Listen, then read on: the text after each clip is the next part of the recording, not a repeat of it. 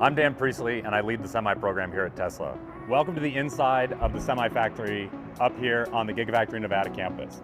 We've been spending the last several months constructing this building, mostly with the walls, all of the pillars and columns that you see behind me, laying concrete, putting the roof on, and now it's time to populate the building. This factory is designed with an annual capacity of 50,000 units a year. So over the next several quarters, we're going to be industrializing this factory, installing the equipment, and preparing for high volume production. First units are set to be on the line by the end of this year, and we'll be ramping the factory throughout 2026. The Tesla Semi is designed to be directly swapped in for diesel trucks without having to compromise. This is an instrumental product in helping advance Tesla's mission. There's a lot of exciting stuff coming through the next year, not just here in the factory, but also on the product itself. Over the last few years, our pilot semis have been out in the world, operating in fleets such as Tesla's own internal operations, showcasing electric trucking is ready for scale.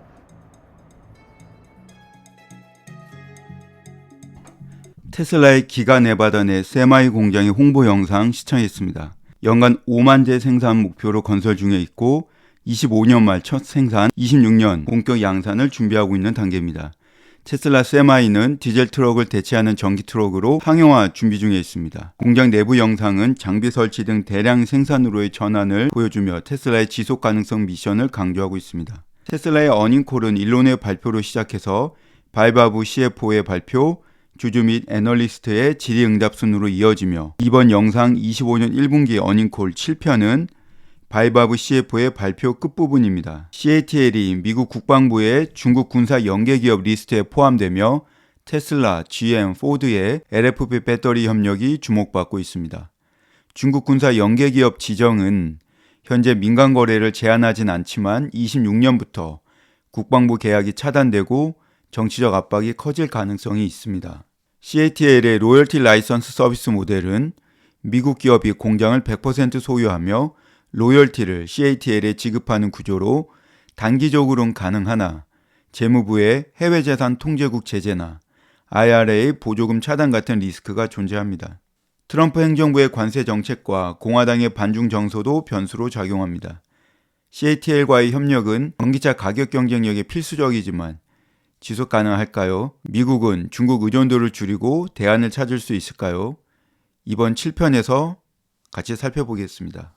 중국 군사 연계기업 리스트는 미국 국방부가 99년 국방수권법 섹션 1260H에 따라 중국 인민해방군과 직접적, 간접적으로 연계된 기업으로 지정하는 목록입니다. CATL은 25년 1월 7일 이 리스트에 추가되었습니다.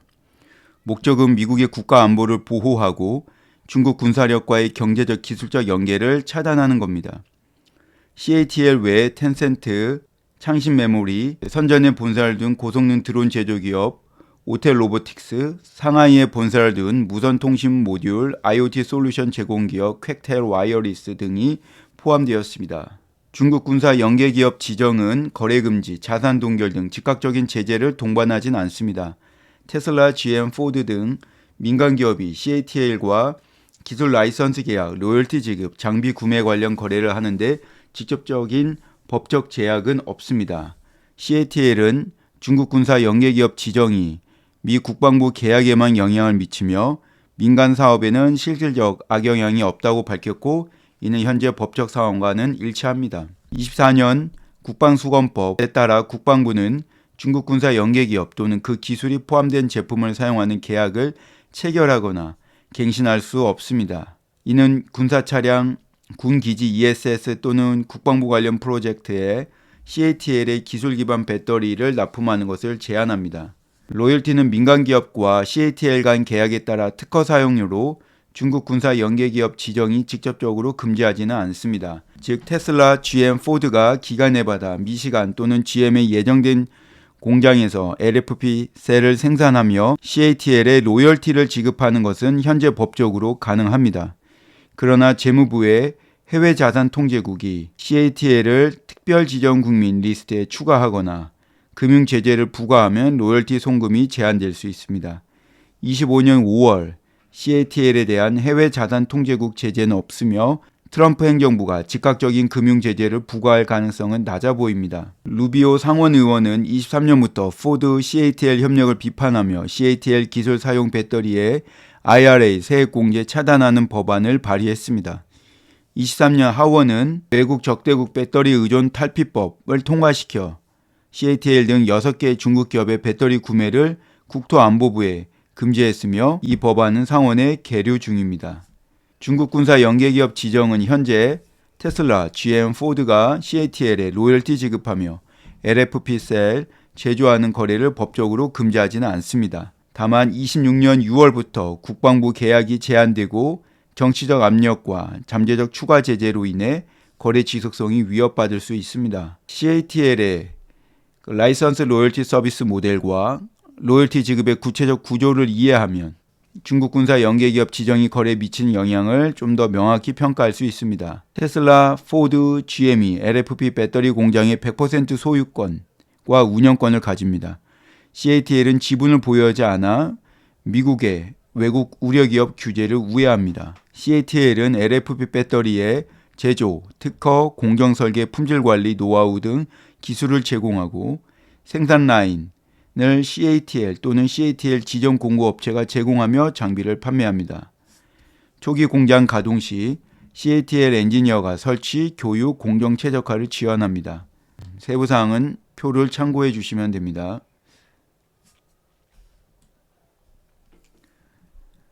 테슬라의 경우 25년 중반 약 1에서 2기가와트아워 규모 시험 생산, 25년 말 26년 초 약 10기가와트아워 규모의 대량 생산을 예상합니다. 테슬라가 공장을 100% 소유 운영하며 CATL은 기술, 장비, 초기 지원 제공합니다. 26년 10기가와트아워 생산 시 CATL에 연간 한 2천만 불에서 5천만 불 로열티 지급할 것으로 예상됩니다. 포드 26년 20기가와트아워 생산 목표로 하며 마찬가지로 포드가 100% 소유 운영권을 가집니다. CATL은 기술 라이선스와 장비 제공하고 대가로 로열티 지급 계약을 체결했을 겁니다. 중국 군사 연계기업 지정과 공화당 반발로 주 보조금 철회 리스크가 있습니다. GM은 27년 북미 LFP 공장 논의 중이며 GM이 100% 소유 및 운영권을 갖는 구조입니다. 마찬가지로 GM이 기술과 장비 제공하며 로열티 계약 예정으로 추측됩니다. 라이선스 로열티 서비스 모델은 미국 기업이 공장을 완전히 통제하며 CATL은 로열티와 장비 판매로 수익을 얻습니다. 로열티 지급은 계약의 핵심이며 중국 군사 연계기업 지정이 현재 이를 직접 금지하지는 않습니다. CATL과 거래가 단기적으로 가능하더라도 장기적 리스크와 이를 완화하기 위한 대안을 고려해야 합니다. 재무부가 CATL을 특별 지정국민 및 차단 대상자 리스트에 추가하면 로열티 송금 차단되고 계약 해지는 불가피합니다. 공화당 압력으로 26년, 27년 이 가능성이 높아질 수 있습니다. 외국 적대국 배터리 의존 탈피법 또는 유사 법안 통과되면 CATL 기술 사용 공장의 IRA 보조금 킬로와트아워당 35불 제한될 수 있습니다. 이는 LFP 생산의 경제성을 약화시켜 로열티 지급 부담을 가중시킵니다. 공화당 주도 하원과 지역 주민 반대는 CATL 협력을 지속적으로 조사하며 주 보조금 철회나 공장 운영 제한으로 이어질 수 있습니다. 테슬라, GM, 포드는 LG 엔솔과 SK온 같은 비중국 LFP 공급사를 활용할 수 있습니다.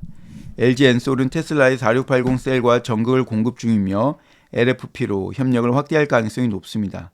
테슬라는 4680 셀처럼 LFP 기술을 내재화하려 할 수 있으나 CATL의 LFP 특허와 기술 격차로 단기적 실현은 어렵습니다. 테슬라와 포드는 로열티를 최소화하고 일회성 수수료 중심으로 계약을 재구성하거나 CATL 기술 의존도를 점진적으로 줄일 수 있습니다. CATL이 미국 국방부의 중국 군사 연계기업 리스트에 포함되었더라도 테슬라, GM, 포드가 CATL 기술 라이선스 모델 통해 LFP 배터리 셀 제조하며 로열티를 지급하는 거래는 현재로서 법적으로 가능합니다. 중국 군사 연계기업 지정은 민간 거래를 직접 금지하지 않으며 테슬라, 포드, GM이 100% 소유 운영하는 공장에서 CATL에 로열티를 지급하는 데 법적 장애는 없습니다. 결론적으로 CATL과의 로열티 지급 거래는 단기적으로 가능하지만 26년, 27년 정치적 법적 리스크로 지속성이 불확실합니다. 테슬라는 라스로 메가팩토리의 관세 문제를 해결하기 위해 LG엔솔 같은 대한 공급망과 정책 로비로 리스크를 관리해야 합니다. CFO 바이바브의 발언으로 다시 이어가겠습니다. 관세는 우리 캐펙스 자본 지출에도 중요한 영향을 미칩니다. 예상 밖으로 들리겠지만 미국 내로 제조 분야를 복귀시키고 제조 라인을 확장하려면 미국은 충분한 설비 용량이 없기 때문에 미국 밖에서 장비를 반입해야만 합니다. 알다시피 그렇게 수입되는 장비는 일론 지금 중국에서 들어오는 비용 말입니다. 바이바브에 정확합니다.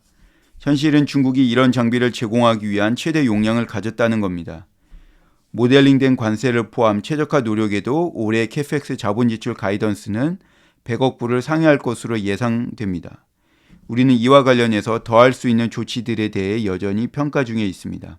요약하자면 우리는 관세와 브랜드 이미지 이슈로 인해 우리의 비즈니스의 단기적인 도전에 직면해 있습니다. 우리는 경쟁력 있는 가격에 최고의 제품을 제공하는 우리의 전략이 승자가 될 것으로 생각하며 이것이 6월에 계획된 생산 시작과 함께 우리가 여전히 시장에 더 저렴한 모델을 공급하는 데 집중하고 있는 이유이기도 합니다.